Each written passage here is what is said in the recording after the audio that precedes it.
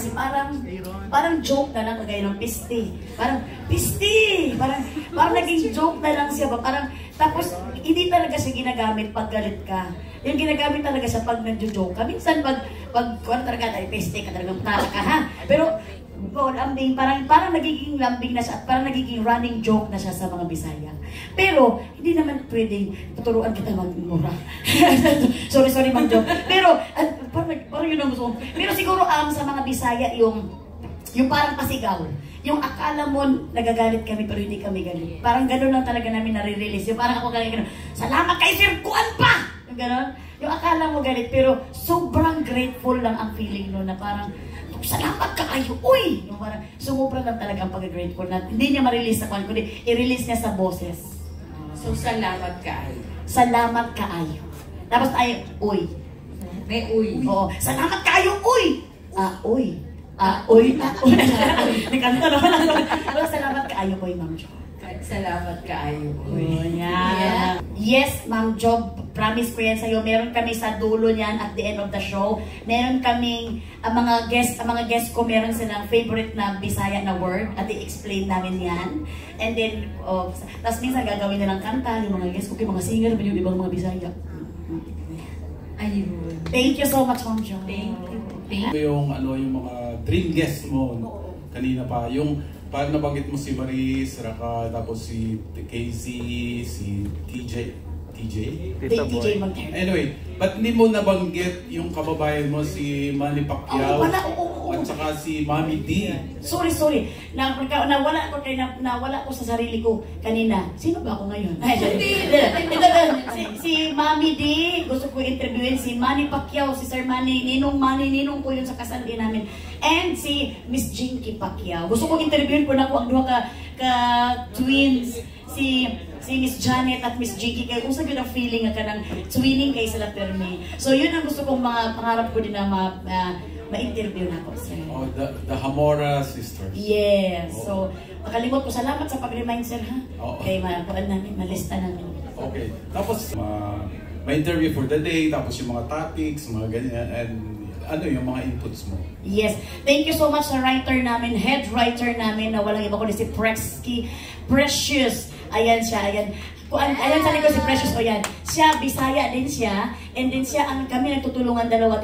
Sinasabi niya sa akin yung kanyang pinagpuyatan. At ako naman, talagang, hindi naman pwede ako mag-bypass lang sa kanyang pinagpuyatan. Mag-usap din kami, ako. Tapos kung pwede ko mag-insert to Prex, sabi niya, sige, Ma'am Shimels. Tapos usap kami kung saan kami pa. Yung opening, parang ako ang nagkuhan nun, yung parang, kalimutan ko yung opening ko.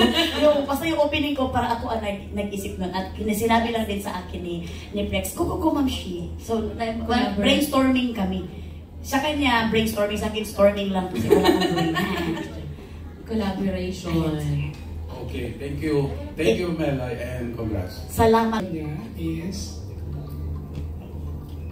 as a Bisaya, gaano ka-importante ang magkaroon ng talk show like this? Also, syempre, iba ang lengguwahe. Maliban doon, ano ang pagkakaiba ng iyong show sa regular talk shows na pinapanood na nakasanayan namin sa iyo? Okay. Gaano ka-importante sa akin itong pagkaroon ng show? Siyempre, super pag-importante kay trabaho man ito. Kahit anong trabaho na ibigay mo sa akin, talagang tatrabahuin ko sa ngalan ng aking pamilya.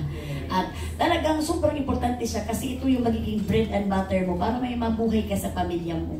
Kahit naman talk show, kahit drama, kung ano ibigay, basta sobrang importante talaga siya. And yung second question is, gaano pinagkaiba kamahal ang gasolina? Wala na kung alam sa gasolina. Ano ang pinagkaiba nito sa iyong regular talk show? Ang pinagkaiba nito, una-una pa lang is, siyempre ang lingwahe, Bisaya na. Pero kasi itong aking magandang buhay is, meron kaming tatlong different kinds of momshi na talagang perspective na mag-uusap sa ganito ng topic. Ito naman, talagang siyempre isa lang utak nito. Kalokohan pa ang utak nito. Hindi yung, parang ako, i-manage ko lang kung paano ang lalabas yung naturality. yung ating celebrity na Bisaya, kung paano niya malalabas at ang tawag yan, yung meron siyang ma-express at yung parang, meron siyang parang nakaraan ba yung nakaraan niya na mababalik niya ang kanyang nakaraan. Uy, ganito ang nangyari na. Maghahalukay kumbaga. Maghahalukay. Di ba ang sarap i-reminisce yung past? Lalo na yung pagkasama mo kapwa mo Bisaya or parang kalaro mo lang din. So, yun ang pinakagusto namin makita dito sa celebrity na ito. And after that, kung tapos na naubos na namin Bisaya na celebrity, pwede din tayong pumunta sa ating mga Bisaya at heart. And then pwede din tayo sa mga, ano yan yung mga Bisaya na mga influencers. Yes. Influencer. It's kasama na si Nikki. Very well. Hindi kasi magbulgar talagang magbulgar ka dito. Hindi ka pwede talaga, hindi ka matakot talaga. Serious talaga. Okay, mga pa-sweet lang yung questions ko, Melay. Kasi naitanong na yung mga intriguing. Tsaka meron namang one-on-one, charot. Pero eto muna, sa mga na-interview mo na mga Bisayang artista natin, sino yung pinakatumatak sa'yo at yung talagang gustong-gusto mong kausap? Siyempre, una na dyan, si Kim Cho, ang aking miga talaga. Si miga ko ba na, miga na gwapa, grabe talaga. Kasi may sinabi talaga siya doon eh. Na Bisaya. Si Kim? Hindi ko sasabihin. Wala siyang inamin. Tinanong ko lang siya, pero apakaganda ng sagot niya doon. Doon sa question na yun, na talagang masasabi ka na, napapalakpak ko na ko kahit walang show na naganap, kahit walang performance na naganap, napapalakpak ako dun sa sagot niya na grabe talaga, a very humble heart talaga si Miga ko. So, abangan nyo kasi siya ang first aking episode, sa sagot niya doon about sa kuan. Tuesday, 6 p.m. Hindi mo pwedeng i-share kahit yung question. Hindi ko pwedeng i-share question kay kanang, ayoko namang magamit ko si Miga ko sa aking kuan, dito sa aking promotion, kay love na love ko man si Miga ko. Pero, abangan nyo lang, kay marami kayong matutunan sa kanya. And pinaka-the best yung sagot nga niya doon na na-amaze ako sa kanya. Kasi ayun yung, sobrang talaga akong happy kay Mika kasi alam mo talaga na meron talaga siyang good heart. Meron talaga siyang good heart. And pangalawa na grabe mamatay ako katawa no kanino kay Maymay. Grabe, talagang pinag-usapan. Ewan ko lang kung ma-air yung pinag-usapan namin. Eh parang hindi siya pang Maymay at pang Melay. So ba talagang, ewan ko lang, makatawa talaga kayo. So sana ma-air yun kasi mga Bisaya naman hindi naman kami sensitive eh. Pero pag ma-air yun talagang, ewan ko na lang talaga.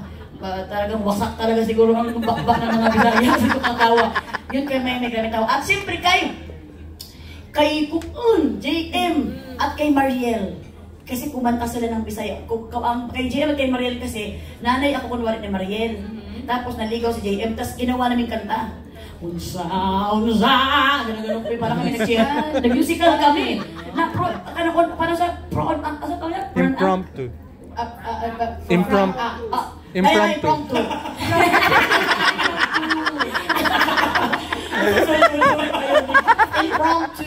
Impromptu. Parang impromptu. Hindi kami. So, parang impromptu siya. And then, kay Bini Aya naman at kay Bini Kulit, na, di ba sa Bini talaga tahimik lang sila, iwagan sana min. Doon, grabing daldal ng mga bibigoy. Tinilay, kapag tinilay, Bisaya kayo. So, yan ang abangan nyo talaga sila. Natuwa ako sa kanila. Pero Melay, para sa iyo na ma-interview, si Tita Annabel Rama. Yes, isa din pala si Miss Annabel, si Ma'am Annabel Rama. Kaya sabi sa mga Bisaya natin na, Mansa naman na day. So kung may interview mo si Tita ano yung mga sa tingin mo gusto mong itanong sa kanya?